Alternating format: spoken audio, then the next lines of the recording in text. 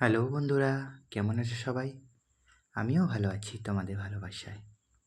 এবছর যা বৃষ্টি হচ্ছে, মনে হচ্ছে এবছর পুজোয় রেইনকোট পরেই বেরোতে হবে। আর বৃষ্টি হতে মানেই প্রথমেই ভাজাভুজির কথা মনে আসে, তাই মনে হলো একটু পকোড়া বানাই। বেসন, পেঁয়াজ কুচি, লঙ্কা কুচি, আলু সেদ্ধ, একটু আদা রসুন থেতো করে নিয়েছি, সঙ্গে দিয়েছি জিরে গুঁড়ো, লবণ আর একটু লঙ্কার গুঁড়ো দিয়ে ডোটা অল্প অল্প জল দিয়ে মেখে নিয়েছি। চলো ভেজে নেওয়া যাক। তেল গরম হয়ে গেছে। প্রথমে চামচ দিয়ে একটু কেরামতি করতে যাচ্ছিলাম, দেখলাম হলো না, ঠিকঠাক হচ্ছে না, তাই হাতে করেই পকোড়াগুলো তেলের মধ্যে ছেড়ে দিলাম। এতে একটু চিকেন দিলে হতো, কিন্তু বাড়িতে ছিল না তাই দিলাম না।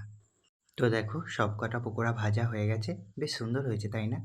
আর একটু ডিম পোচ করে নিলাম। আর দেখো ভিডিও বানানোর চক্করে কত বেশি তেলের পোচটা করে ফেলেছি।